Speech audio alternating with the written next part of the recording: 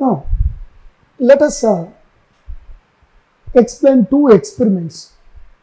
One experiment to show that there exist only two types of electric charges, and another experiment is to show that light charge repels and unlight charge attracts.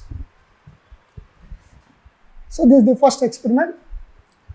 In this experiment, what we do is we are going to suspend a glass rod from a rigid support like hook or nail by means of a silk thread.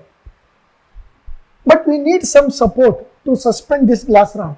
Therefore, what we do is usually we use one paper clamp or clip like this, inside which we keep the rod like this, and this paper clip is supported from the hook or nail by using silk thread. Next, this glass rod should be rubbed by means of silk cloth. We know that if we rub glass rod by means of silk cloth, then silk acquires negative charge, whereas glass rod acquires positive charge. The reason is silk loses few electrons to silk cloth. Thereby, by losing electron, glass becomes positive, and by gaining electron, silk becomes negatively charged.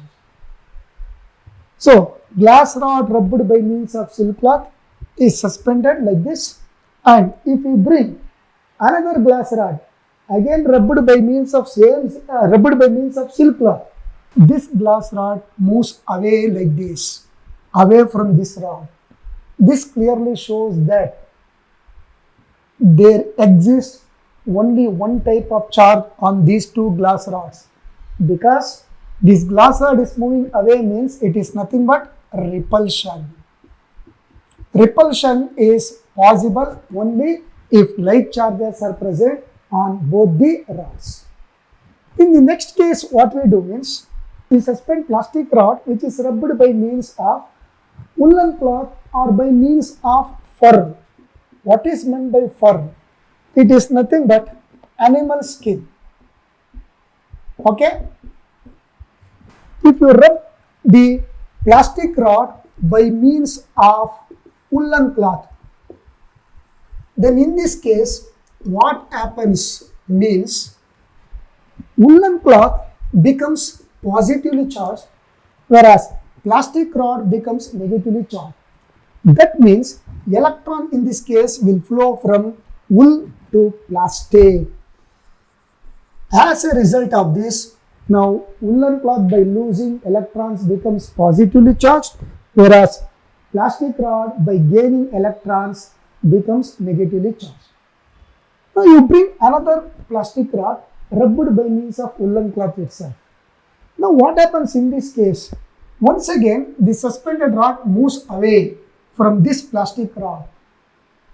That means, suppose if this is the rod which is suspended, and if you bring another plastic rod, this plastic rod now tends to move away like this. If it tends to move away like this, it clearly indicates that there must be same type of charge on both these rods, because moving away is nothing but repulsion once again, and repulsion can take place only same type of charges are present. So here negative charges are present on both these rods. Coming to the last one. Now if you suspend a glass rod which is rubbed by means of silk cloth, and now if you bring a plastic rod which is rubbed by means of woolen cloth, then what happens in this case? The suspended rod moves close to this plastic rod. That means the glass rod moves close to the plastic rod. It's moving close to the plastic rod means it's nothing but attraction. Attraction. So this clearly shows that there must be two types of charges present. One type of charge on glass rod, another type of charge on plastic rod. If same type of charges are said to be present on this rod, then once again there must be repulsion here. But repulsion is not taking place, attraction is taking place. So it clearly shows that according to one of the fundamental property of the charge, that like charge repels, unlike charge attracts. Here attraction means unlike charges must be present. One positive and another one is negative. Coming to the next experiment. In this experiment, in which we are going to show that unlike charge attracts, like charge repels, I am going to suspend two pith balls. Pith balls. Pith means it's a sort of material. You might have seen that if you open the lid of a syrup bottle, inside that lid you can see one white color washer type material. That is nothing but pith material or cork material. Usually that is put inside the lid to avoid the spilling of the syrup or the medicine from the medicine bottles. So pith material is very light material. So two pith balls are taken, identical pith balls, and they are suspended from a rigid support from one fixed point using silk thread. Now bring glass rod rubbed by means of positive charges. If you make the contact of this glass rod with the pith balls, then what happens means both the pith balls, as soon as we touch this glass rod rubbed by means of silk cloth, then as soon as we touch, then both the pith balls now acquires same type of charge. That means this also becomes positive, this also becomes positive. Why means the two pith balls will lose few electrons to the glass rod. This will also lose electrons and becomes positive, and this pith ball will also lose electrons and becomes positive. As a result of this, what happens? The two pith balls undergoes repulsion and moves away from each other. So I can call this as pith ball A, pith ball B. So A and B tend to move away from each other, repulsion. So this clearly shows that like charge repels. Okay, let us test with now the plastic rod instead of glass rod. Now what I do means I am going to make the contact of plastic rod rubbed by means of woolen cloth. We know that plastic rod when rubbed by means of woolen cloth acquires negative charge. As soon as you make the contact of this plastic rod carrying negative charge with these two pith balls, then what happens in this case? In this case now, the two pith balls will acquire the same type of charge as that of the plastic rod. That means this also becomes negative, even this. Both the pith balls becomes negative. In this case, what happens means this plastic rod loses few electrons to the pith ball A and also to the pith ball B. Few electrons will move from this plastic rod to this ball and also to this ball. As a result of this, both these pith balls by gaining electrons becomes negatively charged. Once again here, the two pith balls move away from each other, showing the repulsion. So here also repulsion and here also repulsion. Okay, then once again it indicates that like charge repels. Finally what we do is I am going to suspend two pith balls from the same support but from different points, one at this point, another at this point, using once again silk threads. This time what I do is I make the contact of the pith ball A by means of glass rod, okay, which is positively charged. What happens as soon as I make the contact? Now this pith ball A becomes positively charged as I explained here. Now make the contact of the pith ball B by means of plastic rod which is negatively charged. Now the pith ball B becomes negatively charged, because once again what happens here, electrons will flow from ball A to the glass rod and becomes positive by losing electron. Here pith ball B will gain electron from the plastic rod, it gains the electron, thereby becomes negatively charged. Now what happens? One is positive, another one is negative.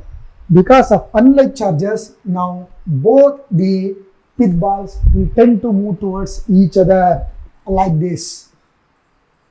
So they tend to move towards each other. This is just because of attraction, like this. One is positive and another one is negative. A is positive and B is negative. So this shows clearly that unlike charge attracts, because both the pith ball carries opposite nature of charge. That is why they tend to move towards each other. Here they tend to move away from each other. See, these are the two simple experiments in which you too can try at home to understand the fundamentals of electric charges. Now we shall derive one simple equation to find the magnitude of electric field due to a point charge at a certain distance from it. That means the expression for the electric field at a point due to an isolated point charge. Isolated means separated. So point charge means where the dimension of the charge or charged body is too small. Q is the charge, isolated charge, it is positive now, also known as source charge or main charge. Let us keep this charge at the point O. I choose a point P which is at a distance R, from this charge. At this point, now I have to find the magnitude of the electric field produced by this charge. We know that a charge or a charged body always produces electric field around it. I can find the electric field either at this point or at this point or at this point or here or here or here. All around the charge at any distance I can find the strength of the electric field or the magnitude of the electric field. So what I do means, I choose the point P at a distance R here where electric field is to be determined. At this point, I am going to keep one test charge Q0. A test charge is one whose magnitude is always equal to 1 coulomb. So we assume the electric field produced by the test charge is too small, and we are going to neglect the field produced by it, or we are going to ignore the effect produced by this. So the presence of test charge is not going to affect the electric field produced by the main charge. So that is what we assume in this derivation. Now apply Coulomb's law. So Q is nothing but isolated point charge. Okay, then Q0 is nothing but test charge. So R is the distance between Q and Q0. Now according to Coulomb's law,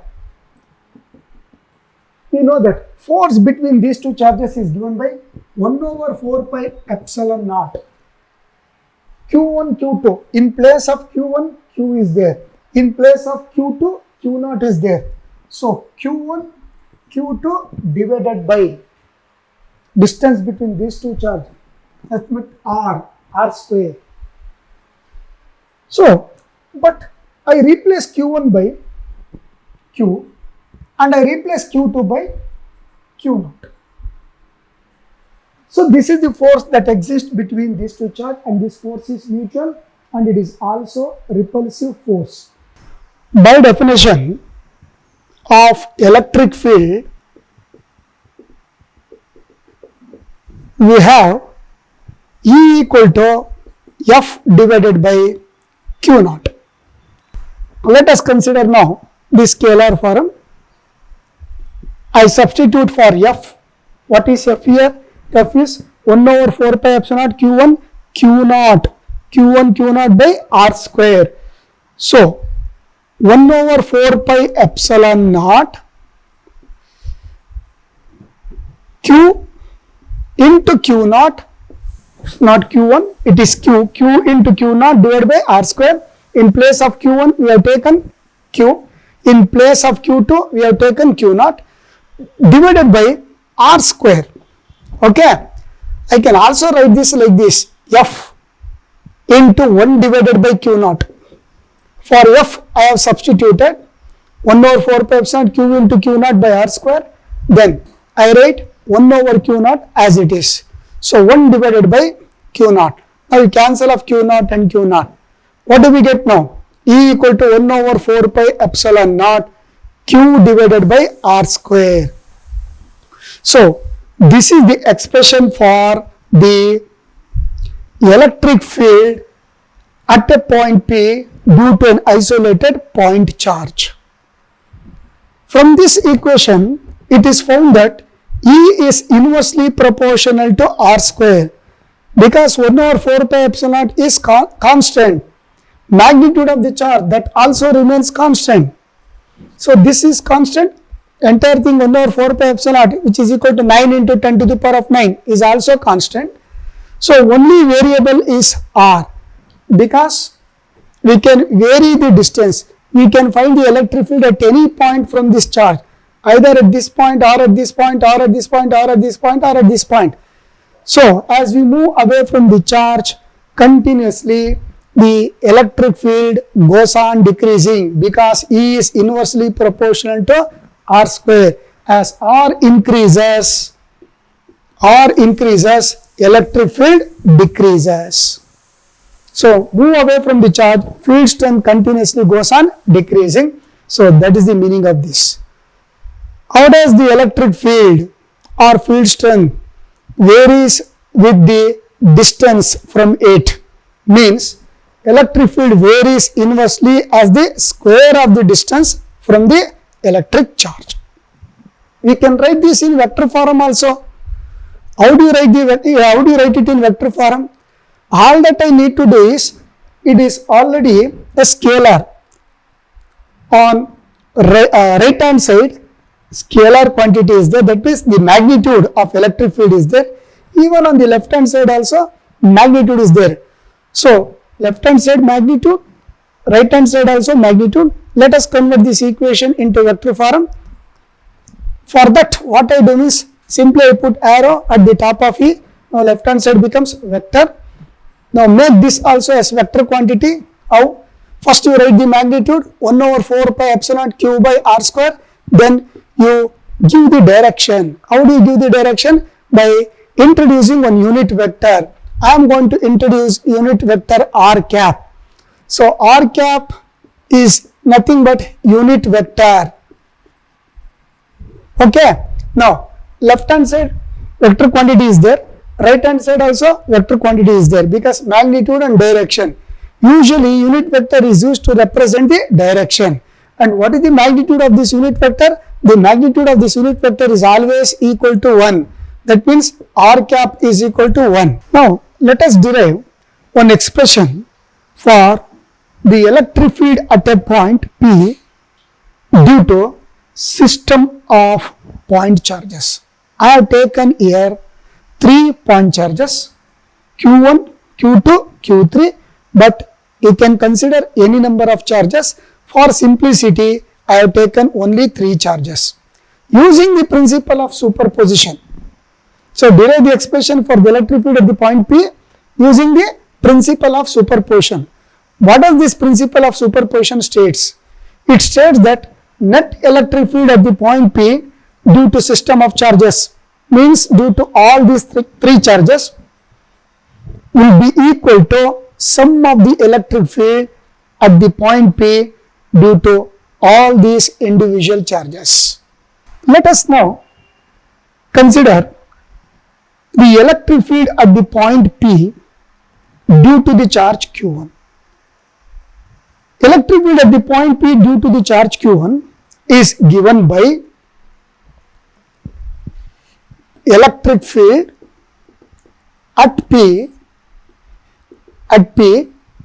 due to Q1. It is given by E1 equal to 1 over 4 pi epsilon naught Q1 divided by what is the distance of the charge Q1 from the point P, means I consider this distance as R1P. So I write R1P square.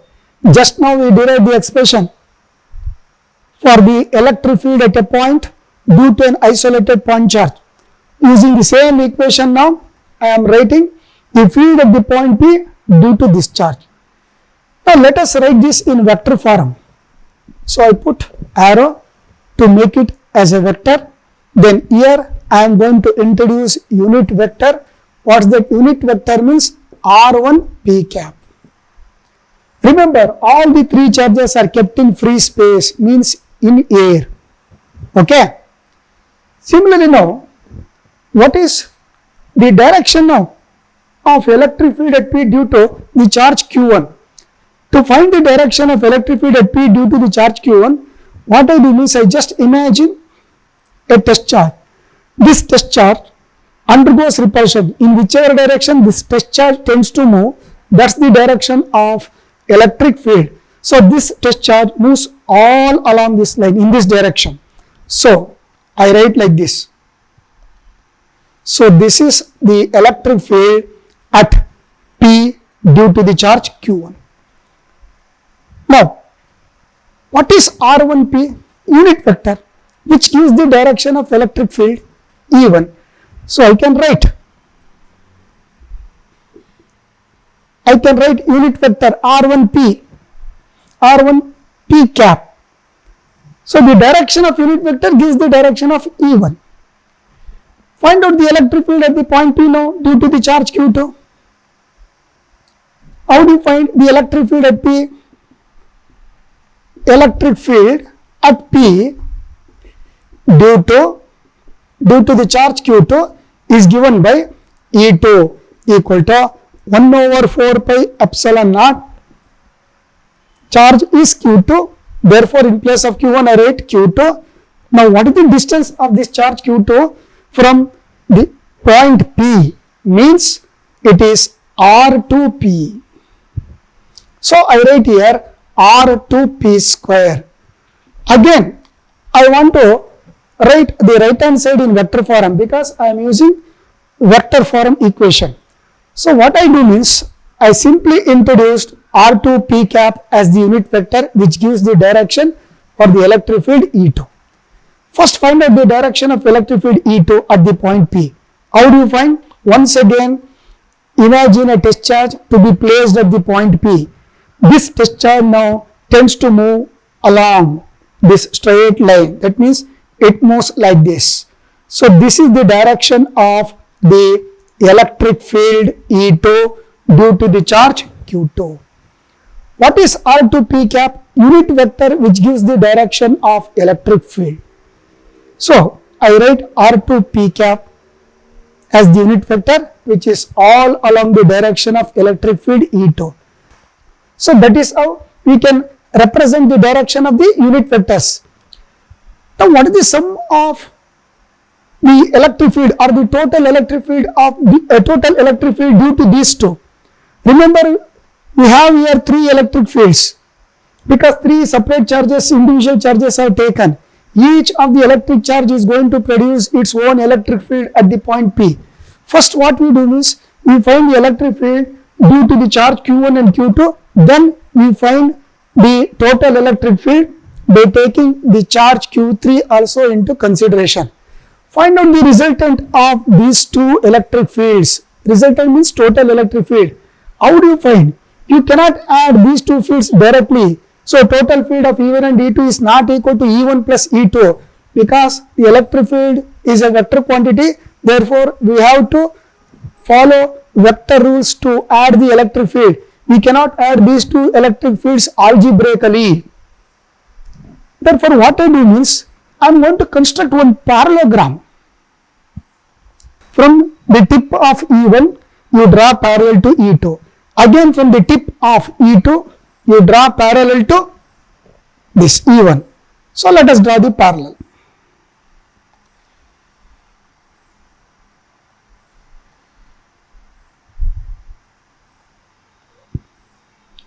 So, this is the parallel.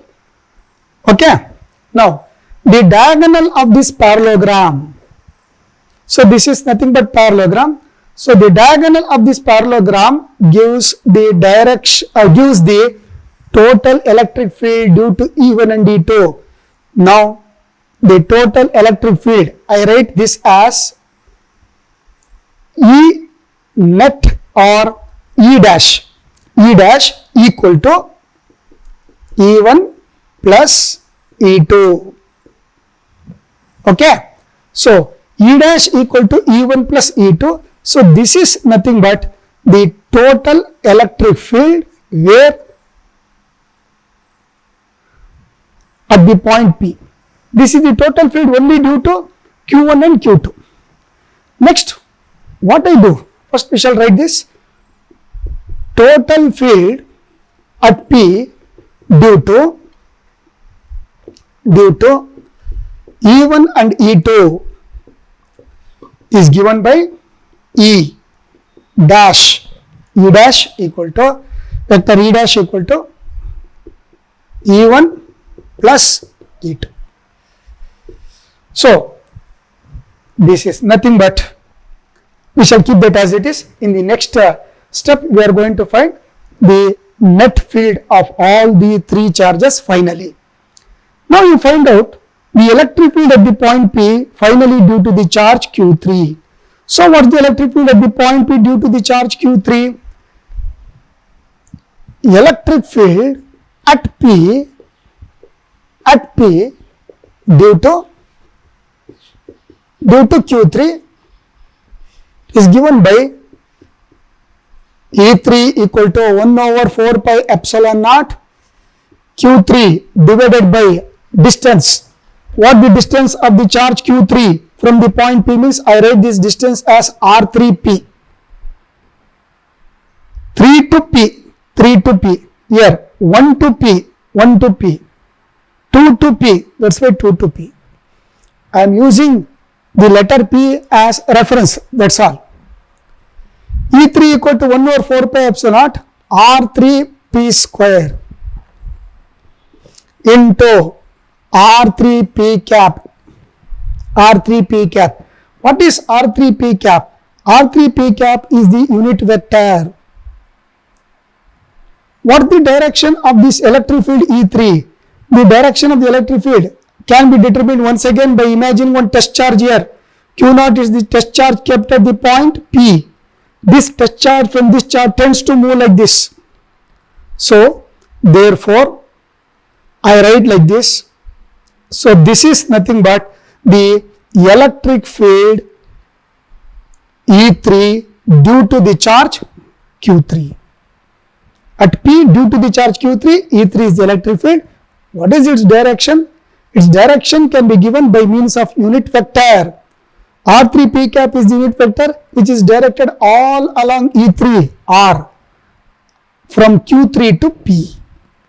Direction of R3P cap is from Q3 to P. Now, we reduced the two fields first into one single field. Now, I am going to find the resultant of this and this. If I find the resultant of this and this, so that will be the final electric field or the total field due to all three charges or system of charges. Once again, what I am going to do means, by making use of these two electric field, what is this electric field now? E dash. Let us make it clear. This is E dash. Okay. And this is E3. If you want to find the resultant of this and as well as this, this one and this one. So we have to find now the resultant of these two. So what I do means, I am going to construct once again parallelogram. Look here, from E3, I draw one parallel to E1, like this. Okay. Again, from E dash, I draw one parallel to E3. It's very simple. From the tip of E3, you draw parallel to E1 from here. From the tip of E1, you draw parallel to this from here. So, let us draw parallel.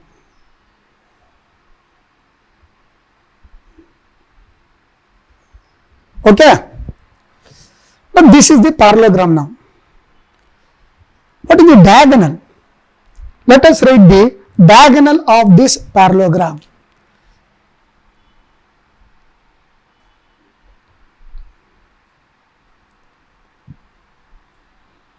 So the diagonal of the parallelogram, this gives the net field.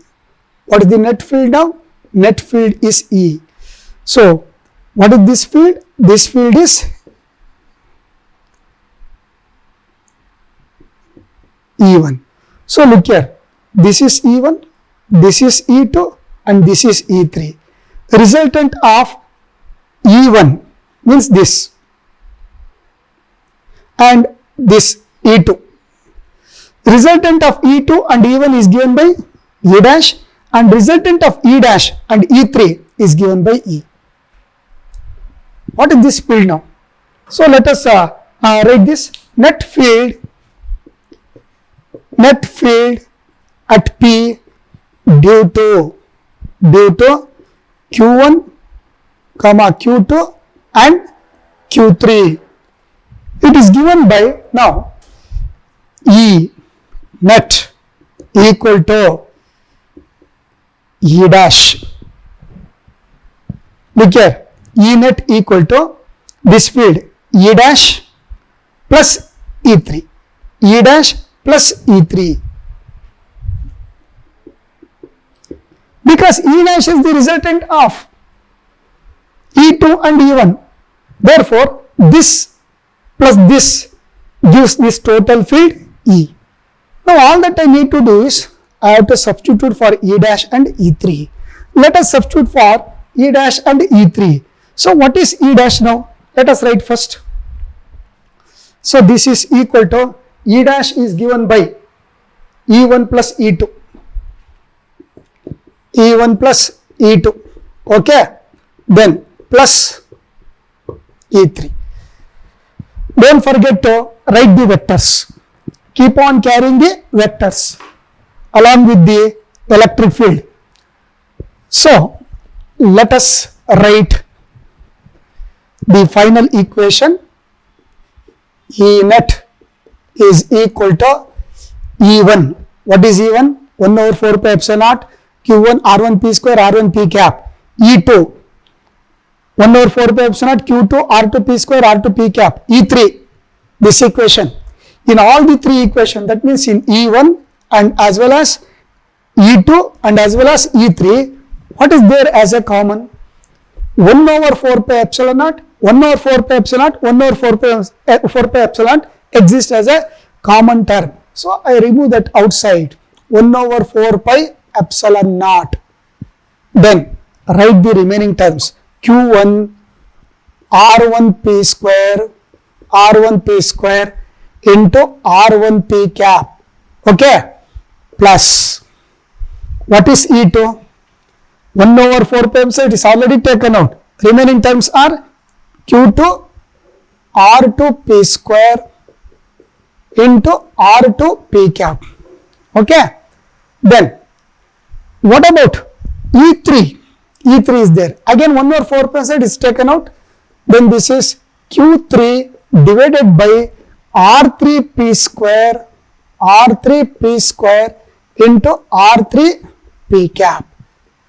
Okay. So this is nothing but the net field due to all the three charges at the point P. So if you consider a system of charges, any number of charges you can consider. I have taken 3. Due to all 3 charges, this is the net equation in which I obtained. Suppose if I want to find the net field at the point P due to n number of charges, means Q1, Q2, Q3 are there. If I consider some additional charges, say for example Q4 may be here, Q5 may be here, Q6 may be here, similarly dash dash dash Qn, nth charge, last charge. Due to all these charges, n number of charges, due to n number of charges starting from Q1 to Qn, what will be the total electric field at the point P? So for n number of charges,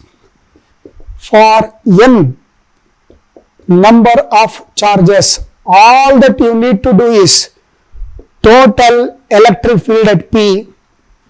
Total electric field at P is given by same equation. You have to write extra term is nothing but plus dash dash dash dash dash plus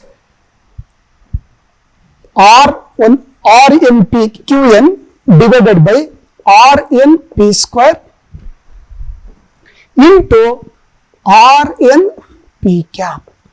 So all that you need to do is for the existing equation, suppose if this is the equation for 3 charges, then for n number of charges, what the total electric field at P is? This is the equation in which you have to write one extra term. What is that extra term? Qn divided by Rn P square into Rn P cap. What is Rn P cap? Rn P cap is the unit vector of what? Of nth charge. Unit vector of nth charge. Suppose if Qn is the nth charge, then at the point P, what will be the electric field due to this nth charge? Means, look here, it will be like this. It goes like this. So this is ENP, electric field at the point P due to n charge. Then Rn P cap will be the unit vector directed from P to Qn, that means directed all along ENP. So this will be the final equation for n number of charges. Look into the question and then answer. If it is asked for only 3 charges, better you stop the equation at this point itself. If the question is for n number of charges, simply write the sentence and extra you have to write one time. But don't forget to mention what are R1 P cap, R2 P cap, R3 P cap. So R1 P cap, R2 P cap, R3 P cap, okay? Then dash dash dash dash Rn P cap. All these are nothing but unit vectors. Unit vectors. Okay? I can put this in a simplest format. I can write this in a simple way. E net is equal to 1 over 4 pi epsilon naught. Then I write summation sign. Summation. Then Qi divided by, okay, Ri P square into Ri P cap. Wherever subscript changes, for that I write E. Look here, subscript is changing for the charge Q, 1, 2, 3 like that. Subscript is also changing for R. Look here, 1, 2, 3. So wherever subscript changes for there, I write I, represented by I. Then what is the value of I? I can take the value from 1 to n. If I substitute I equal to 1, then I get Q1 divided by R1 P square. That is first term. If I substitute I equal to 2, then what do I get? I get Q2 divided by R2 P square into R2 P cap. That means second term. If I substitute I equal to n, then what do I get? I get Qn divided by Rn P square into Rn P cap, which is nothing but last term. So this is another form of writing the net field in a simplest manner. Okay.